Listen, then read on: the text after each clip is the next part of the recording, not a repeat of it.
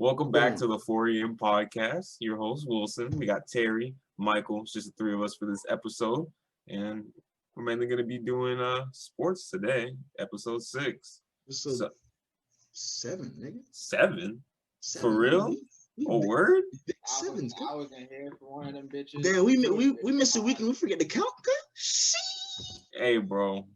We getting the episodes out. That's all that matters. Yeah, that's all that matters, guy. Because when we hit 100, like, who really gonna be counting? Bro, I ain't gonna cap though. I don't know what the fuck happened last week. We said we was gonna get right on Tuesday. Tuesday came around. We were just looking at each other again. No one mentioned the podcast. No one mentioned it. I think I mentioned it to like Nick, and he was like, "Oh, we'll see how it goes." Yeah, you did. I was just like, "Yeah, we'll see. We'll see what that." Tuesday road. I thought we were doing this shit Friday or Saturday. No one said anything, so I was like, "All right." Friday was kind of dead. I had a test Friday. I was like, "Fuck that." Back Tuesdays, I had shit. I did like a meet, and then the other Tuesday I had to like help out with like the combine stuff that they were doing. And then yeah, that was going on. I feel it. Shit. Well, we back. We back on a Tuesday. Or not a Tuesday, a Monday. Episode 7. Oh, no. It is a Tuesday. My fault. I'm like thinking about my classes. It's Tuesday. KD back too. Nigga was getting our text. He knew we had to come back when we was coming back. So, we had. And we back. No. All right. So let's start off with the NBA. All right. So we had the picture in our group chat. We'll probably put it on the screen. But this question pertains to the ESPN top 10 young players or 25 young players in the league. Yeah, the list was top 10 under 25 players. Oh my God. Yeah. And does ESPN set up their young players for failure with too much hype, as well as these horrible top 10, top 50, whatever list they manage to make every single time? The audience, like everyone online, social media, they just say they're wrong. You're wrong. We don't understand where you're getting any of the basis for this list. It just doesn't make any sense.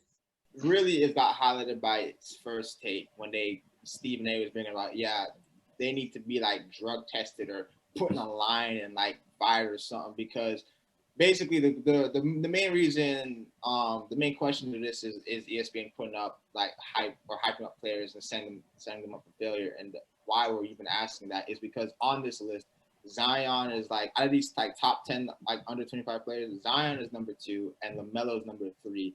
And they're both over Donovan Mitchell, Jason Tatum, De'Aaron Fox, Ben Simmons, Devin Booker, Bam Adebayo, and Trae Young is even in this list of top 10 players. Like, how is LaMelo in not even an entire year of play? He's been injured for a good portion of his rookie season, and he's already top 5. Yeah, like top 3. He is top 3. They have him over Donovan. They think he's better. Jason Tatum. Like off rip, like I feel as if ESPN doesn't. I want to say like they're just setting up players for failure. I think they're just really bringing in like unnecessary hatred to like these players, because like everyone thinks that like LaMelo and Zion have like a god complex. It seems like, well, they don't really. They just trying to play ball and shit. You know what I'm saying? But you see ESPN putting them as like the prince that's promised with Zion, or like the next great one with LaMelo. You know what I'm saying? Half the time ESPN is calling LaMelo just Melo. Like they're the ones that really started the whole calling LaMelo Melo, and like, bro, you cannot disrespect Carmelo Anthony like that. Replacing Carmelo he's still in the league too. Like 2003 really just gone. Like we still have Carmelo in here, so he's still balling too. The Trailblazers most improved in the playoff spot. You know what I'm saying? So it's crazy how they have LaMelo and Zion so high, and like this is like the main reason why people people say they don't like these players, because of like how all the time, you know what I'm saying? Like you can play 2K, right? And like even in 2K sometimes like they'll be having like LaMelo after about like a year, this nigga will start. Like I understand LaMelo's a high player, and I think he will have a great career. But like even his rookie year, like they have him as like, yeah, he's dropping 30. He's in the MVP discussion. Or like how ESPN, like when LaMelo got injured, and then when Braun got injured, notice how ESPN hasn't had shit. Them niggas just bank themselves on these players. It doesn't make sense. And I'm actually intrigued to see how old Devontae Graham and like Terry Rozier are, because in my opinion, they're more valuable to the Hornets than LaMelo is at this very like point, because of like their clutch play. Like they're the reason why they are like what, the 4th seed in the East. It's like the 4th or 6th, I think. Like they're actually in playoff contention, and this list doesn't make any sense. I actually have it up right now. This video comes out, it could change. Yeah, it could change. So Terry Rozier is 27. 27. How old is Devontae Graham? I'm checking. Devontae Graham. Yeah. Age 26. All right. That's But fair. like I still like most people don't even know who those two players are. Like, they really don't. And they're the heart and soul of the Hornets, as well as Gordon Hayward. Yeah. And like it's crazy because like I consider myself like a basketball casual because I'm not deep into it how like I am in football, because football is like, you know, one of the love of my life sports. But like I still know a lot about like, you know, these the game, and I'll be like having discussions with some people who call themselves like deep into basketball, and we bring up the Hornets, and like really like they forget Devontae Graham exists. I've heard people say like LaMelo's carrying the Hornets, and I have to say that that's completely whoa. like, No, not carrying the Hornets. He's really good. He's a good addition to them. I think he's been able to elevate them, and he's been able to put them into like when I say alignment, I mean like they've been able to get like those ESPN, you know, TNT games, where like they have more of a highlight. But he is by far not carrying. But most people only know about LaMelo. Bro, that just makes no sense. And that's, bro, this list is so disrespectful to Devin Booker. I'm sorry. Luka's number 1, Zion's number 2. Those two, Luka's the only one that I could put at number 1. D-Book is number 2. In my opinion. Then I'd say no. Because Tatum? Tatum in the playoffs, he's done work. I would say I put Tatum over Booker, then Bam. Ben Simmons. No, Donovan Mitchell, Ben Simmons. Trae Young? Where'd you put him at? I already said Bam. Where'd you put Trae at? Trae, he's not there yet. Because Trae hasn't made the playoffs yet. So I can't put him over Donovan Mitchell or Ben Simmons. Yeah, And then I'd put Trae. Put Trae Young right here.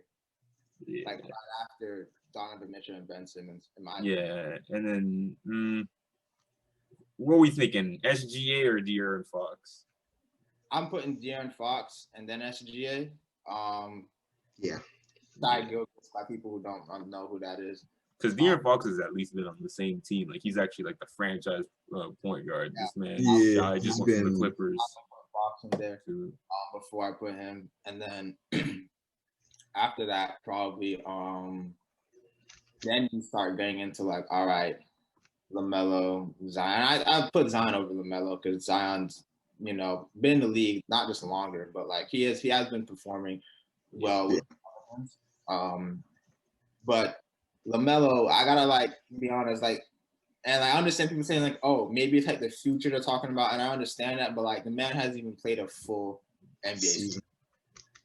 He unfortunately got injured, and even if he completed the season, it still wouldn't have been a full NBA season because we're cutting it somewhat short. So there's that. Yeah, and this hype that ESPN creates for these young players, it really does set them up for failure. It makes their expectations way too high. So a casual can walk up to the game and be like, oh, so this LaMelo Ball, he's the next Michael Jordan. Okay, so if he doesn't perform with Michael Jordan numbers, then he's trash, he's washed. And then, I mean, like, even though he's a professional athlete, he's young. Like, this type of stuff can get into his head. The narrative can get into your head, and it can decline your play. But I believe in LaMelo. I don't think that's going to happen to him, but it's definitely a possibility. What are you going to say?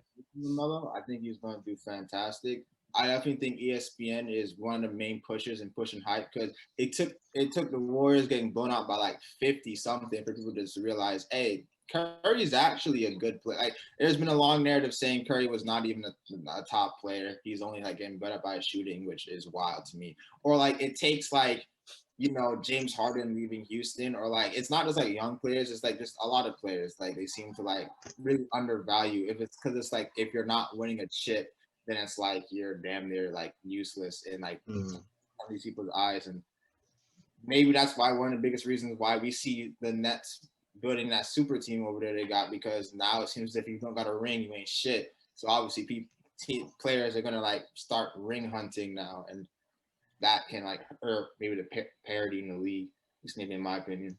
Yeah, I mean, like Curry has always been good, and like he didn't need the 2 rings with Durant to be known as good either. Like what KD did was he joined the Warriors to extend their run, because after LeBron, they lost in Game 7 by blowing the 3-1 lead. Then KD extended their run, and now KD has. I'm not sure if I want to say KD or LeBron, but one of the two has like resurrected the idea of ring chasing in a sense. Like it's just the cool thing to do, wait until even after the trade deadline and just get bought out and like go to a contending team and just chase a ring. And I don't know. I think it screws everyone's ability to recognize who's actually talented in the league, because Steph Curry, he's top 2 or the best point guard of all time. It's like it's really that simple at this point in his career. I definitely agree with that. And people overlook it way too easily. Westbrook, a lot of people said that he wasn't a good point guard. And like some people like would say that I disrespect him because I would be talking about like how I'd take like Chris Paul or Jimmy Butler over Westbrook. But that's not disrespect at all, because I hold them as like high elite players too. People think Chris Paul isn't good. People didn't think Jimmy was good until the run he had last year in the finals with the Heat. People didn't think, or people thought Bam was I saw some people saying before last year Bam was a bust, which is wild because it's almost as if he just came off of Whiteside and niggas talking about like Bam was a bust. You know what I'm saying? Bam is way better than Whiteside. I see people saying De'Aaron Fox is a bust because he ain't averaging the same numbers as fucking Curry, and like it's wild how like people's narratives have like jumped so high, like they expect you. Like if you're a franchise guy, it's like if you ain't carrying a team by yourself now because LeBron did it that one year, you're garbage. And LeBron's literally, he is, whether you like it or not, top 2. He's either 1 or 2. And in the whole game of like the whole basically game of niggas shooting ball into placing a ball in a hoop. It is that nigga top 2. Ever since then, that nigga's top 2. There's only 2. There's only 2. One nigga that is a real debate with him, if I'm being honest. Even though I have much respect for Kobe, it really is just Jordan. So only LeBron can really do that shit. Real talk, take some like bums and carry them, and I'm not bums. I'm saying bums lightly because they are talented, but they just aren't like talent that like you would see to the fucking finals. Like no way in hell should you see Stephen Curry on the design card of the finals and then like Matthew Dellavedova on the other side, and you say, yeah, that's good. Or like even Matthew Dellavedova is a good defender. But we had J.R. Smith on a finals, like the finals graphic design with Kevin Durant. Like I don't people. It was in that day rolling with Tristan Thompson before. Like was there. LeBron he's just in a different category, bitch. Like, people gotta understand, like, there's only so much like greatness that like you can really see, and then you can't compare that to other players. Like even like how Curry and Dame has extended the 3-point, to like the logo now. It seems as if like people are saying, well, you're not a 3-point specialist if you're like not shooting from that. Like I remember when Duncan Robinson was having a slow start until like right now, since he's been tearing up ever since the trade deadline. I remember people were saying, "Well, he just can't shoot no more." I was saying like, nah, not really. He's still a 3-point specialist. How do you forget how to shoot? Like you just can't shoot no more. I see people saying, "Oh, was JJ Redick really that good at a 3-point shooting?" And I'm just saying, like, are y'all like?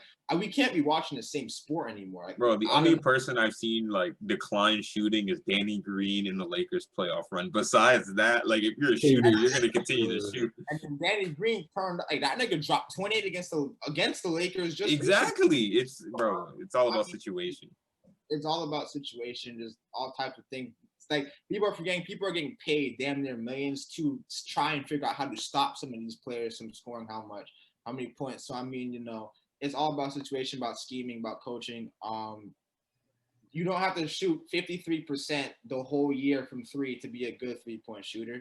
You really don't. And like, I mean, you have cold streaks and hot streaks. Like, you don't have to literally drop 28 points consistently every single night to be good. Sometimes a different player on your squad is going to show up, and it's just all about situation. Each game is different. Hit your shots.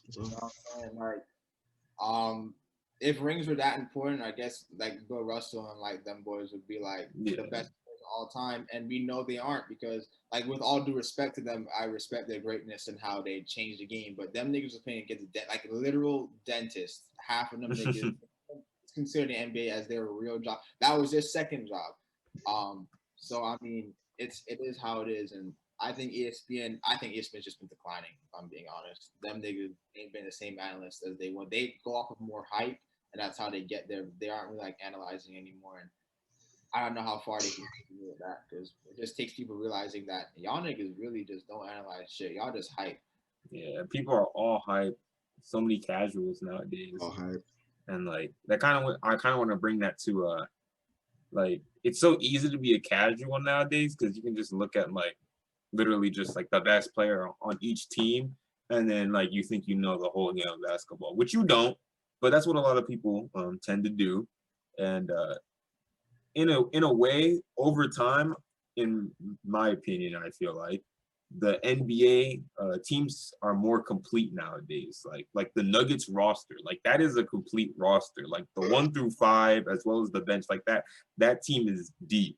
Like teams are just becoming more complete. The Nets, a complete team. The Heat after the deadline, they're a complete team. There's so many complete teams out there, and I feel like it's getting more competitive. And then they've added in this play-in tournament, which we're also going to talk about. And it's just made the whole playoff race just a lot more interesting because of how competitive teams can be, even at a low seeding. So I'm not sure if you guys can see it if you're on your phone or not. We can start with the Eastern Conference and look at the play-in tournament, 1 through 10. Who do we think out of these teams in the East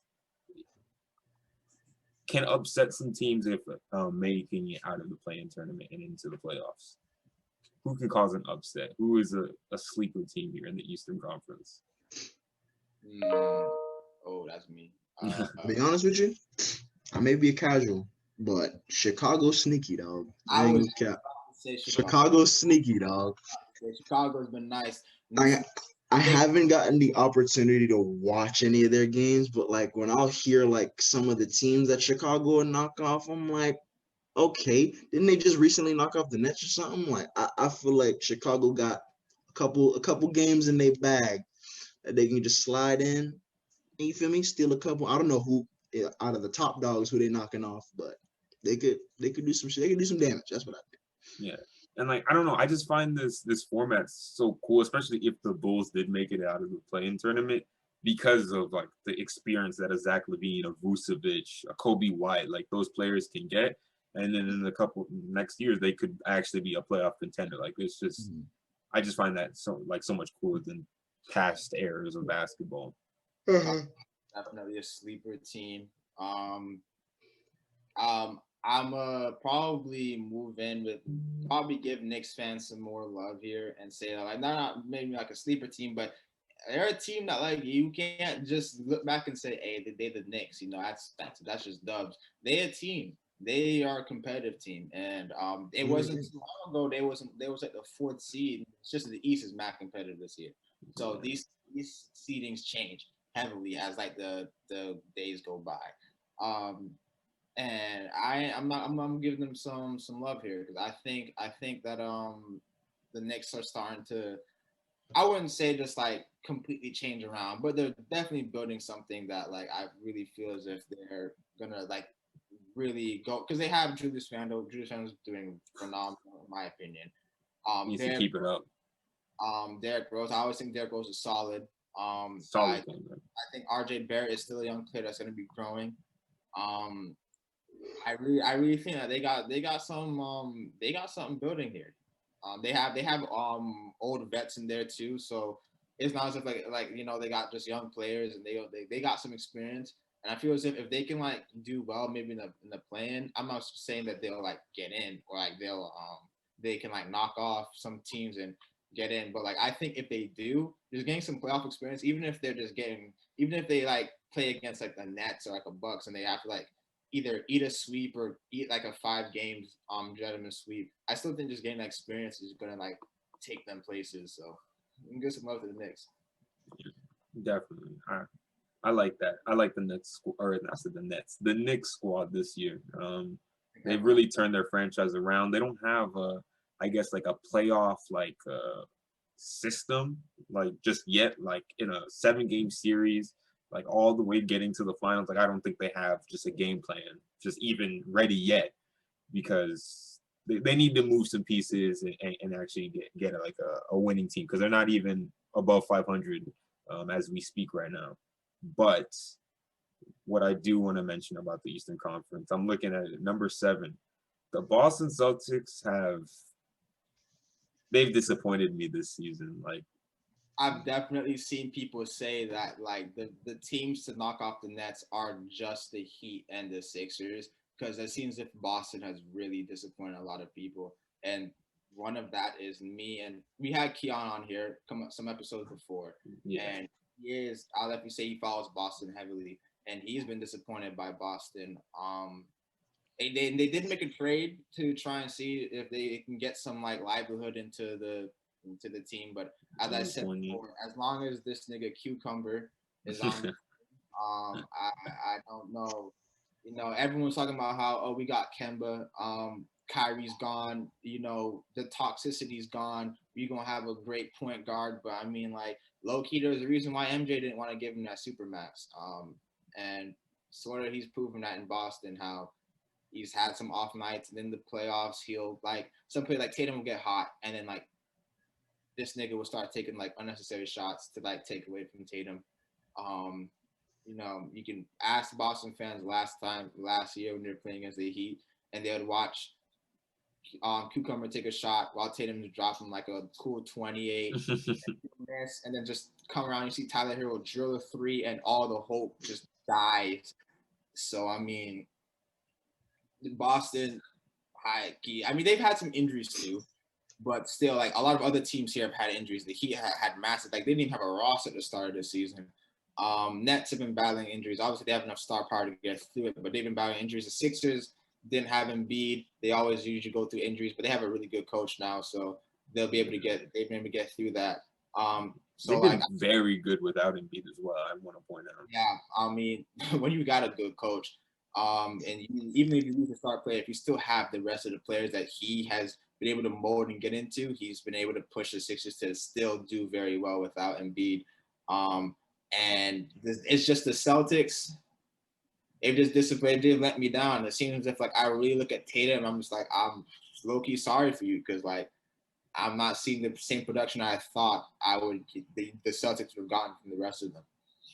Yeah, I mean, the thing about the Celtics is they can compete with anybody in like game to game sense, or like during the regular season, but for the playoffs, they're just not built to make it out the East. Like they don't have anyone that can check a Giannis. They don't have anyone that can check a Kyrie, a KD. Like it's just whoever offense on their whole lineup, besides like Jaylen Brown, I suppose.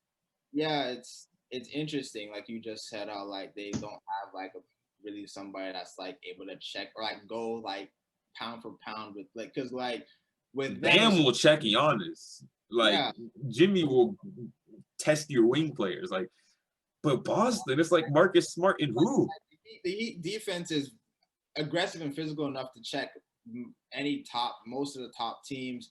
The Celtics, I mean, the Nets have the star power to go toe to toe with anybody, obviously. And Sixers are a very well organized team around Embiid.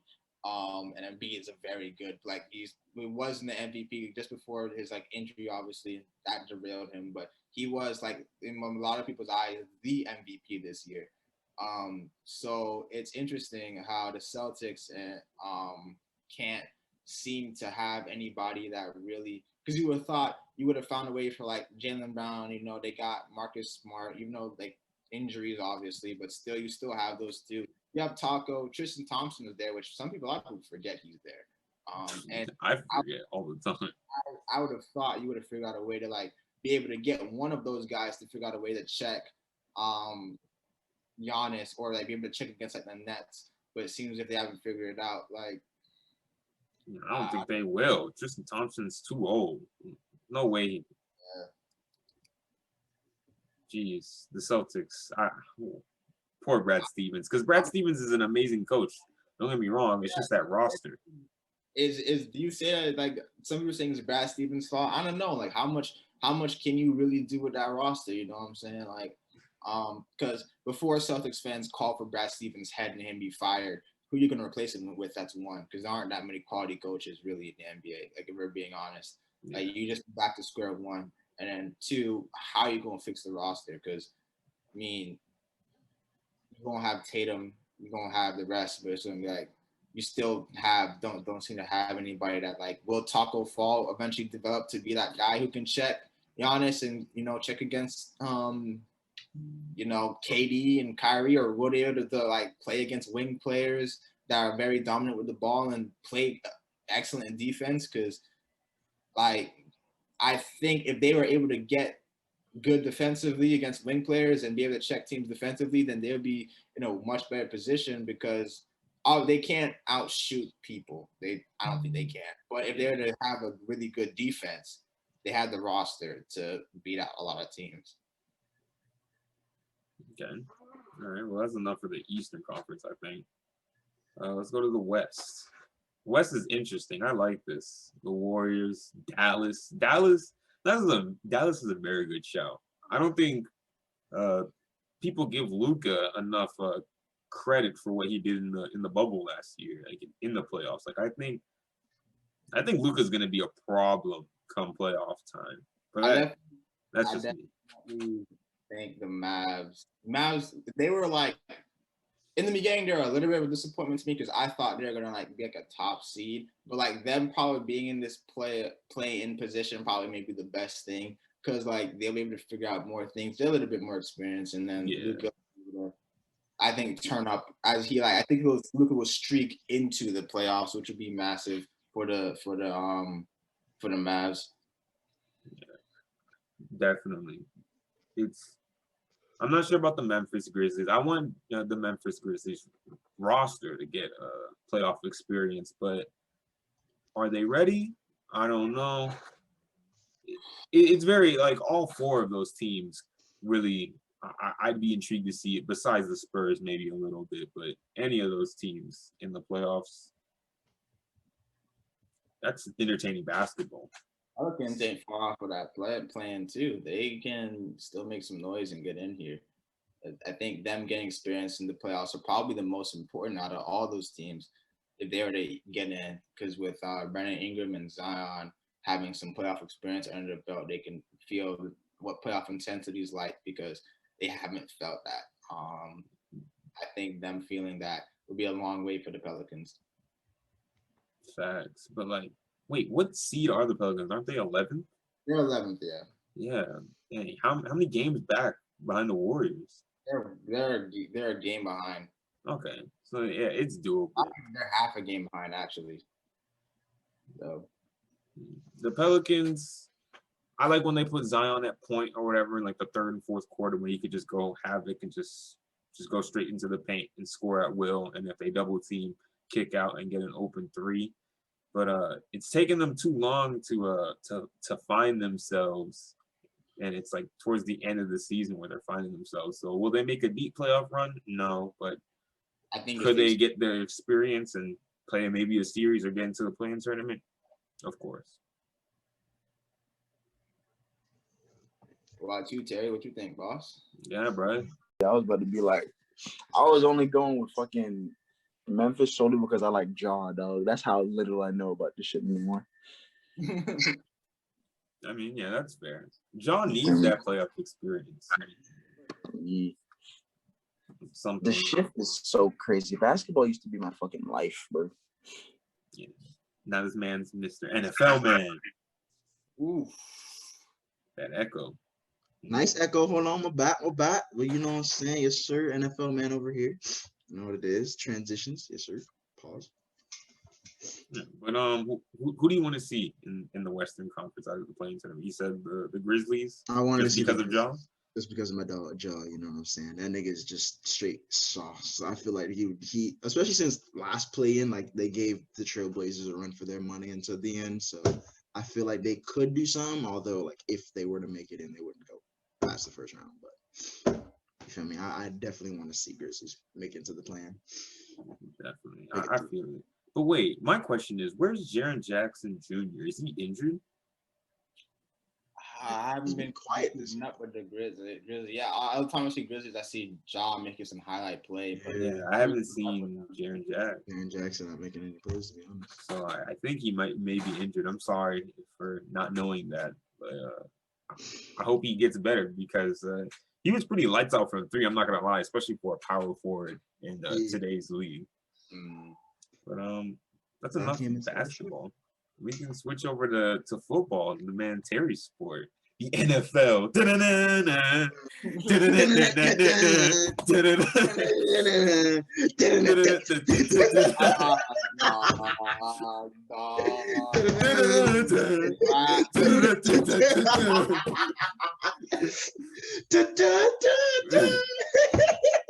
Yo, is that you watching it now? All right. No, that's a nice segue into our football section. But, wow, beautiful segue. Oh, beautiful. But to start you off, Terry, you know, because you haven't been talking, I want to ask you this question about the NFL here. What can we take from this Jets move of Sam Darnold, and what can we say about his future for now? Sam Darnold. I mean, a lot of people spent a lot of time ragging Sam Darnold for he didn't play well. He didn't play well the last 3 years. Whether it's on Adam Gase, the coach that won't be named from now on, or on him, we have yet to see. It's probably just a mix of both. I'm happy that he gets a fresh start, some weapons. I'm interested to see what the fuck the Panthers do with the 8th pick, because they didn't lose the 8th pick. So we'll definitely get into the draft as we get closer to it, of course. But I'm interested to see how Sammy Boy does. I'm interested to see like what they're gonna do with Teddy Bridgewater. Are they gonna roll with Sam? Are they gonna stay with Teddy? I don't know. We'll see. You know what I'm saying? But the Jets, it locks in that they're taking Zach Wilson to 2. I mean, Michael over here pretty much had that lock. I had a feeling they would, but I kind of wanted to see Sammy Boy get a chance in New York. But you know, that is what it is. They're gonna get Zach Wilson. Zach Wilson's nice. I want to see how he deals in the league. I don't know. Maybe he's good. Maybe he's not. I don't know. To be honest, from BYU, I guess, you know, do your thing, do go off, boss. But yeah, the Jets are gonna go quarterback at 2, and hopefully that works out for them. Hopefully it works out for Sammy Boy Darnold. I'm intrigued to see the season. All right, Michael. I do have some information on Teddy Bridgewater and what's going on with him and the Panthers. So the Panthers are allowing him to like call other teams to see if they can set up a trade if they want him to, like, you know, basically set something up, or just allowing him to, like, it seems as if he'll be able to go anywhere like he would like want to. Mm-hmm. And if that doesn't happen, or if that doesn't like fall through, then it seems as if like they're still gonna like he's still gonna be obviously playing. I think they're gonna do like the competition thing, and I think more likely than not they're gonna like have like the competition where they have the nod, it will be to Teddy Bridgewater. And if Sam just outplays him, then he just outplay him and get the starting role. But like sort of ease Sam into like the role, because it will be his. It is a transition, but you know they are allowing him to talk to other teams to set something up, basically like a free agent. So there's that. I did know that the Jets are basically done with Sam from the moment the season was finished. As much as like Sam may have been like, you know, he had a undesirable coach to the quarterback whisperer, allegedly. Whispered his ass out of a job. Fuck ass. You know, they gave him the label of quarterback whisperer for being the quarterback coach for Peyton Manning. So I mean, I thought we would have known that was more Peyton Manning, but hey, you know, the league likes hiring in-league talent a lot. So teams got then he had that 1 year with Miami, and then he shipped off half the good players. And then, you know, I thought teams would learn. New York clearly didn't. And well, you know, here we are. My question is for the Jets is how many quarterbacks have they drafted in like the past 10 years? Past 10? Yeah. Past 10. Sammy Wood 6. Was about 3-4 years in New York, right? Sam's been for 3. 3, okay. So you knock out us about 7 they years. They really haven't drafted, to be honest. They had Fitzpatrick for the little stint. It was Mark Sanchez. Really good chunk. Eventually that didn't go to plan. Pretty sure it's Fitzpatrick after that. They had McCown for a little bit too. Yeah, I think they did have McCown for a little bit, but I think. And then they had Sam Darnold. They really haven't had a winning quarterback. Yeah, one, they haven't had a winning quarterback. 2, they haven't drafted well at quarterback, and it's just the Jets. The only winning quarterback was, I think, Chad Pennington, and that was because he went over to Miami and had a good season with them. Was it Michael Vick yet? Yeah, but we don't. By half a season, we don't speak on that. We don't speak on that. That was when, like, remember, because Ed Reed brought this up when, like, Ed Reed went to the Jets, and I remember he was talking to like Bill Belichick. It was like the NFL Top 100 thing, and he was talking to Bill Belichick. He was like, yeah, it was like the day he went to New York, he said, "Wow, this organization is." He said it was a mistake. You know, he was like, yeah, it was so like. He was like, how do I have an old man and have the energy to like try and outduel players that are young and trying to prove them? So like it makes no sense. So yeah, old heads going to New York. There was a time period for that. But just now it's not the place you want to be, especially even bro, the Jets ruined Le'Veon's career, bro. I swear. Le'Veon was so promising, goes to the Jets, dies. Robbie Anderson got out of there, got some fresh air. I hope Robbie Anderson coming back together. I'm sure they are. That's good. I hope Sam Darnold gets that breath of fresh air, that change of scenery gets him. I hope we see a new Sam so that I don't look like a dickhead for defending that nigga for 3 fucking years. He has to defend 3 fucking years from me because I was one of them niggas that was. I know it's not like I hate Sam, I obviously don't, but one reason I will obviously go for like a rival team because I'm a Dolphins fan. I would go for like a rival team's quarterback more. And 2, you know, he was hot, or people did like him a lot, and I was like, you know, he's not doing too. And I did say even under Adam Gase, he's not going to do too hot. But I do hope that he does well as he moves on to the Carolina Panthers, because I actually do like the Panthers. I do hope that they get the best out of Sam. Definitely. It's just where you get drafted to, bro. Because I swear, if Sam Darnold got drafted to the Browns, where Baker at, Sam Darnold would have been in the playoffs. That's me though. That's just me though. Hey, bro. Terry know from franchise, bro. You got to draft. You got to go through the draft. He's a bitch. You got to go through the draft. You feel me? Breaking the game and shit. But speaking of the draft and going to the draft, what are your guys' NFL draft like surface observations or evaluations of certain teams? Like any hot takes, anything? I'll probably take the first one here because I know me and Terry, we're really gonna be talking about the draft when the draft is close. And Oh yeah, just surface observations. That was gonna be like the in-depth, real like first round what we thinking, and then like what teams need and this and that. But off of first glance, I know it seems if a lot of reports coming in that the 49ers are going to be picking Mac Jones over Justin Fields.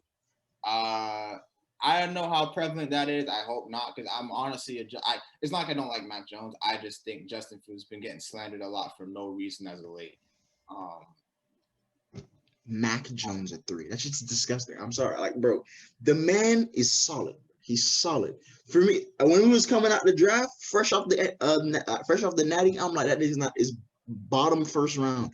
But nah, niggas got the whole fucking offseason. Now that nigga's projected to go 3.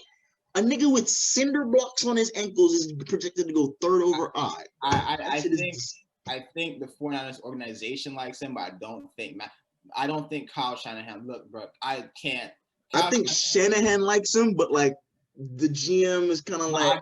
I think it's the other way around because I don't think so. Them looks Kyle was given when Mac Jones was overthrowing those balls was really not because it hurt him. Cause he's like, damn, I really like Mac Jones. He ain't been throwing ducks. Yeah? That's great. Because look though, he was Kyle Shanahan, the same nigga that's like, bro, Kirk Cousins, bro. I could use me one of those. Who the fuck says they want Kirk Cousins, bro? You like that? Kyle Shanahan, listen, bro. Kyle Shanahan had Matt fucking Ryan looking like an MVP. He was an MVP caliber player. I mean, he had Julio Jones, obviously, but still, like, he was doing well with Matt Ryan. So I don't think Kirk Cousins, Matt Ryan ain't that far off. Whether I know that one, I know that hurt. That shit stings, bro. Because you are not a Kirk Cousins fan, but like if I'm being honest, I'd pick Matty Ice over Kirk Cousins. Matt Ryan is higher, but they ain't that far off. Yeah. I'm sorry, bro. If you traded up from 12 to 3, you would. Bro. If one of y'all was a GM, y'all traded up from 12 to 3, and y'all selected Mac fucking Jones, bro. I'm firing you my damn self. I don't care. I wouldn't be Mac Jones. But like, yeah, so it seems if like he's been getting a lot of likes. Quite a few 49ers fans, it seems the fan base is split themselves. Half of them want Justin Fields, half of them want Mac Jones. Mm-hmm. I would say pick Mac. I almost said Mac Jones. Yo, we need a clip of just Mac Jones just throwing mallards at the pro day. Mac, like, and if I'm editing, I'll see if I can I'll like Mac can throw, some good. No, he definitely can throw. He's an accurate quarterback, what I'm saying. But like, it's hard to go off of college tape when Devontae Smith is about 8 yards away from the nearest. And you got straight Stonehenge as the fucking offensive line, bro. You not getting touched. You have the benefits of like the Tua scheme being advanced like to you now. You have Najee Harris, which literally made it so that them niggas could not blitz you or do, because like Najee Harris made it so that it was impossible to do anything, run defense or anything like that. So now they're really trying to sit there like, wow, so we got to play like the best running back defense we can, leaving the DBs to basically one-on-one coverage with Devontae Smith and a really good tight end office, even without Jalen Waddle in there. It was really easy for a lot of Alabama games. You even have to Ohio State how that went. That cover 4 did not work. And my problem with Mac Jones getting this high praise, like he's the god of this draft, is like, yeah, you played for Alabama, whatever. For me, he's also playing SEC talent. That's fine. But like, especially with the natty, like with the national championship, bro, when you feel me, because they were holding up. Like Ohio State was kind of struggling to get some pressure. But what really like got me in my heart, I'm like, ooh, that doesn't look right, was when Ohio State finally got pressure on him, bro. He looked but as uncomfortable trying to get a yard, just scrambling, bro. Just like if the play broke down, that fucker's in this bitch just high stepping, looking like Jared, bro. You're looking like Jared Goff on the field. And that's what's scaring me about Mac Jones, bro. When the play doesn't go perfect, I feel like he's gonna go Goff on me, bro. I'm sorry. I can't. Not again. Not again. Because I was the same nigga. And I was like, oh yeah, Jared Goff about to be the next big thing. I was like, oh, he deserved to be number 1 overall pick. He went number 1 overall. I was right about that. Yeah, but That's not playing on the same team. Crazy. Basically, Todd Gurley had to carry him so badly that it destroyed his knees. So His knees, true. That's a tough one. So, I just don't see Matt going at 3. Like it's not. We'll see as it goes on. We'll definitely get more in depth in the 49ers as the draft goes on. We know Miami basically has 3 players on their board. Whoever's there, they'll pick. Penny, Sewell, Jamar Chase, or Kyle Pitts. Really, those are the 3 that's on their board. Any of them, and probably one of them will definitely be there at 6 because there will be quarterbacks taken. There'll be 2 quarterbacks taken at least. In those at the very least 2. So they will most likely be there. So whoever's there, they'll pick up and they'll be happy with getting a deep threat or getting help for Tua at the line. Either way, it's help for Tua. Yeah. We know Jets done. Zach Wilson is their quarterback. It seems like we already know.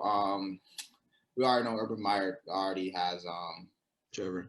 Yeah, like Trevor Lawrence. At this point, I'm pretty sure Madden, the niggas making Madden 32 already have Trevor Lawrence in the Jaguars uniform.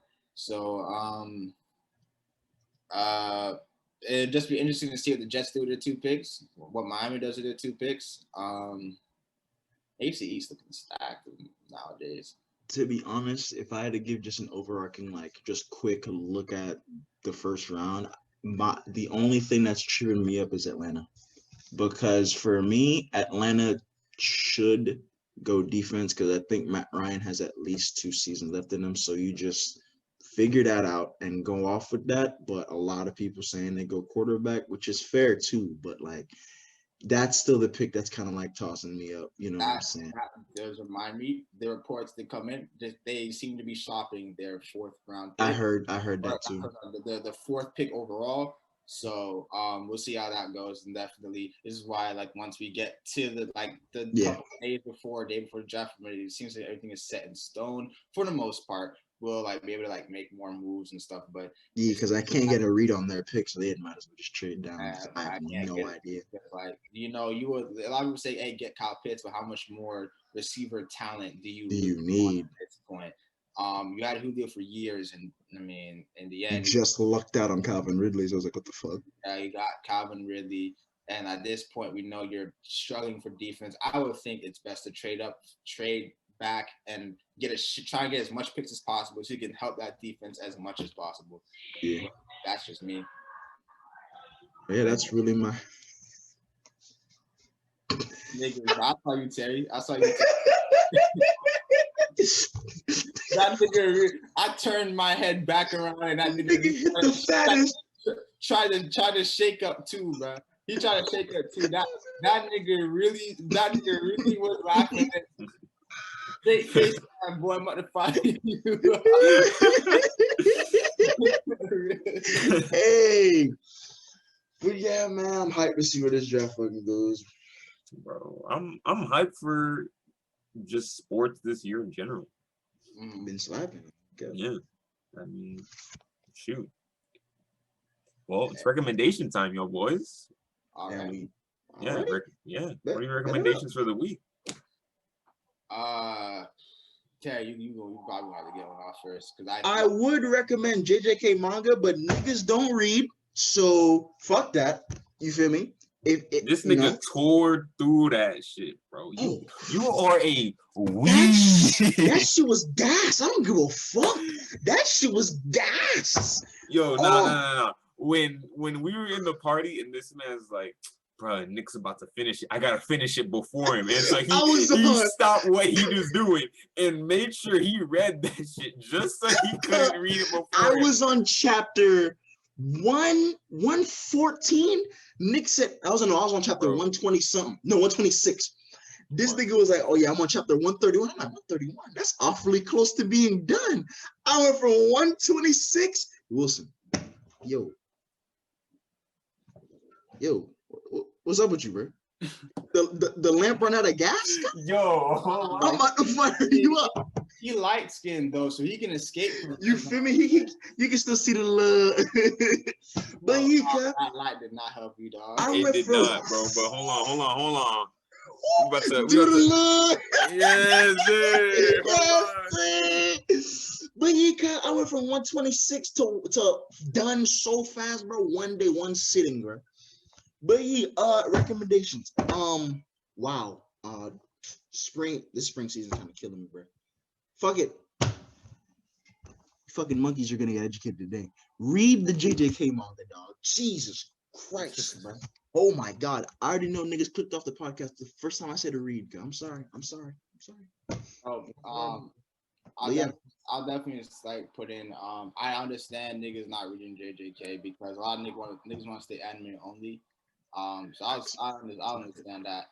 But for niggas who do enjoy reading, by the time this is out, hopefully, this will be out before the AOT manga or Attack on Titan manga is finished.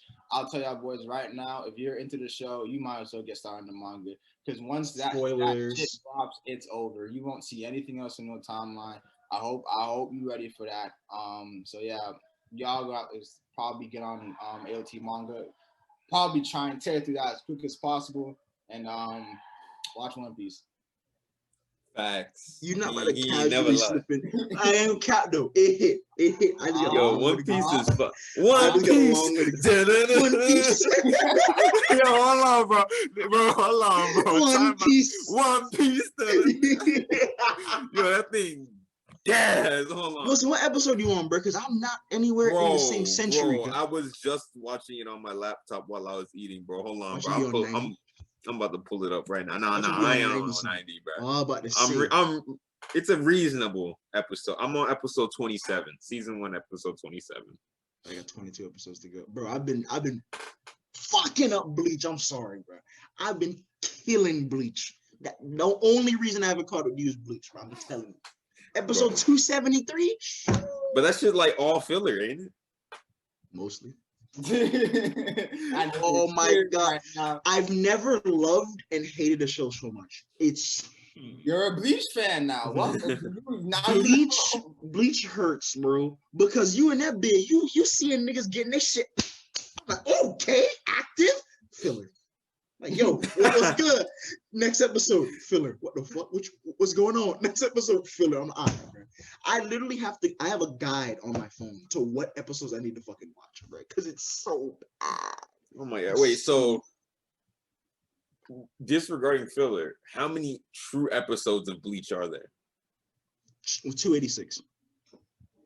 All right. That's reasonable. So I probably watched like 180, 200 flat. No, so you're like halfway there.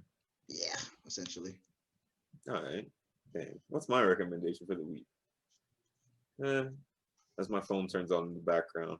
I'm gonna just stick with my NBA roots. Y'all should watch more Nuggets basketball. They're pretty fucking entertaining. They added Aaron Gordon. It was like almost like a seamless fit, like really, like just watching it. And they competed with the Lakers last year in the bubble with a hobbled Jamal Murray. I mean, Jamal Murray was hobbled, and they didn't have the same pieces. They had like Paul Millsap, just a completely different roster. And like I feel like with this new revamped roster, they're one of the favorites to come out of the West for me. Don't sleep on Jokic because he's literally just a walking playoff system with his passing ability. But yeah. That's episode 7. You feel me? A little tame episode. You know, we ain't had the whole cast going, but that's all you need. One Piece. That boy gonna go crazy for One Piece. You know the vibes, though. Welcome to the family. Don't watch Bleach, by the way. Don't do that to yourself. Don't do it. Don't fucking do it. Like, Bleach is the only anime that I won't recommend. I just won't do it to someone. I just won't do that to you. You have to want to watch that show. It's crazy because I remember when this man first started, he was like, "Oh, Bleach so fire! I love it so much," and I was like, "Yeah, he's gonna find out soon." I found out on episode 30. Yeah. No, because you thought it was gonna be over. As you thought it was gonna go by and you're gonna get back to normal content. You know what I'm saying? Nah, I couldn't just flat outright tell you because I was gonna be like, oh yeah, halfway through, and you're just gonna be like, oh, that's impossible. How the fuck they gonna halfway cut off and like, you gonna find out. Bro. On from that. And what sucks about Bleach is when you skip a filler arc, it's a different show because that filler arc probably took up 2 years of real time. So the animation is just, it's like, oh shit. It's like a different fucking dude. I went from, it was today. I went from like 240 to 270. So I'm like, I bet. I'm like, wait a minute, was this animated yesterday? God, that shit, I'm like, yo, it's too crisp. I'm like, stop. I'm like, the opening was so crisp. I'm like, oh, I need to adjust. Yo, bro, don't watch Bleach, but it's fire though. You feel me? Wait, Terry. So what you were saying is Bleach makes you want to drink bleach. I knew that joke was coming from a mile away. Get this shit off. We're done. Have a good day, y'all, boys. All right. One Piece.